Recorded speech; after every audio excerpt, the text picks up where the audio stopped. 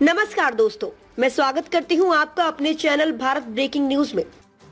हरियाणा के मुख्यमंत्री नायब सिंह सैनी रविवार को मंत्रियों के साथ गुरुग्राम में क्रिकेट खेलते हुए नजर आए। खेल मंत्री गौरव गौतम की गेंद पर सीएम ने छक्का लगाया, तो वहीं इस दौरान उद्योग मंत्री राव नरबीर सिंह विकेट कीपिंग, तो भाजपा प्रदेश अध्यक्ष Mohanlal Badoli non striker end पर खड़े दिखे। इस पूरे दृश्य को देखने के लिए विकेटों के आसपास लोगों की भीड़ जमा हो गई। दरअसल आज मुख्यमंत्री गुरुग्राम में one nation one election theme पर आधारित एक मैराथन का उद्घाटन करने पहुंचे थे और इस अवसर पर उन्होंने हरी झंडी दिखाकर मैराथन की शुरुआत की। करीब 1 किलोमीटर तक खुद भी दौड़े। कार्यक्रम के बाद सीएम जा ही रहे थे कि उन्हें कुछ बच्चे खेलते हुए दिखाई दिए, जिसके बाद सीएम ने काफिला रुकवा दिया और क्रिकेट खेला। मैराथन के कार्यक्रम के बाद सीएम वापस चंडीगढ़ लौट रहे थे, तभी कोर्ट परिसर के सामने ग्राउंड में रविवार को छुट्टी होने के कारण बच्चे क्रिकेट खेलते हुए दिखाई दिए, तो सीएम ने काफिला रुकवा लिया और बच्चों के संग क्रिकेट खेलने पहुँच गए। सीएम ने जाते ही बैटिंग करने की इच्छा जताई, तो मंत्री गौरव गौतम ने बॉल पकड़ ली। गौरव गौतम ने सीएम को करीब 3 बॉल डाली, जिसमें से 2 बॉल तो सीएम ने बाउंड्री के पार पहुंचा दी। इसमें एक छक्का भी शामिल था। सीएम यहां पर करीब 10 मिनट रहे। इसके बाद वहां मौजूद बच्चों ने सीएम के साथ सेल्फी भी खिंचवाई।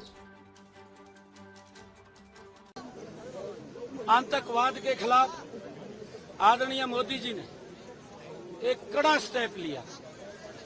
पाकिस्तान की सरजमी पर जाकर के हमारे जांबाज सैनिकों ने उस आतंकवाद को नेस्त नाबूद करने का काम किया। पूरा देश तिरंगा लेकर के ऑपरेशन सिंदूर, हमारी बहनें ऑपरेशन सिंदूर के माध्यम से एकता की दौड़ में उस हमारे जांबाज सैनिकों के समर्थन में, आदरणीय प्रधानमंत्री जी के समर्थन में एक पूरा देश एकजुट करके खड़ा हुआ आतंकवाद को नेस्त नाबूद करने। अभी पिछले दिनों हमने नशे के विरुद्ध एक यात्रा निकाली।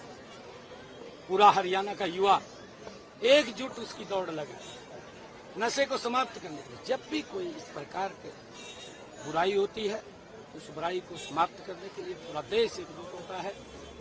ये वन नेशन वन इलेक्शन ये उसी ही एक समस्या है।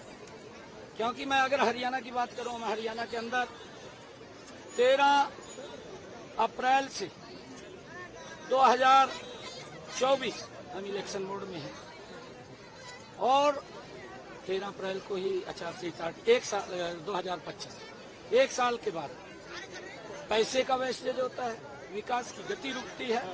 आदरणीय प्रधानमंत्री जी का जो सपना है कि हमने विकसित राष्ट्र बनाना है, तो विकसित राष्ट्र एक वन नेशन वन इलेक्शन एक बड़ी कड़ी है, तो उसमें भूमिका अदा करेगा।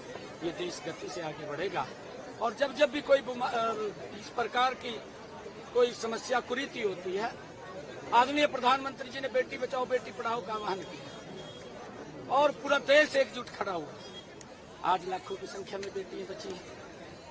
उसका बेटियां आज हमारी बेटियां राफेल जैसे विमान को उड़ाने का काम कर रही हैं।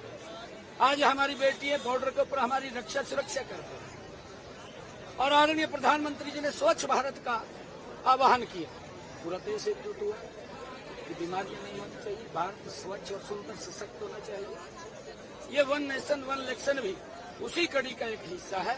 प्रधानमंत्री जी का आह्वान है कि हमने देश को एकता के सूत्र में रो करके देश में एक समय के अंदर ही इलेक्शन होने चाहिए। इससे खर्चा बहुत कम होगा और इससे प्रशासनिक अमला विकास के अंदर गति से काम करेगा और देश ये विकसित राष्ट्र की तरफ बढ़ेगा।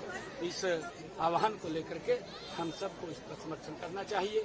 वन इलेक्शन वन नेशन को लेकर के आज गुरु द्रोणाचार्य जी की पवित्र भूमि माँ शीतला की भूमि, जहाँ से वन नेशन वन इलेक्शन को पूरे हमारे युवा साथियों ने, हमारे आम नागरिकों ने, सभी प्रबुद्धजनों ने आज इस यात्रा को समर्थन दिया है। मैं सबके से बहुत पूर्व राष्ट्रपति। आपको कैसी लगी हमारी ये न्यूज, हमें कमेंट करके जरूर बताएं।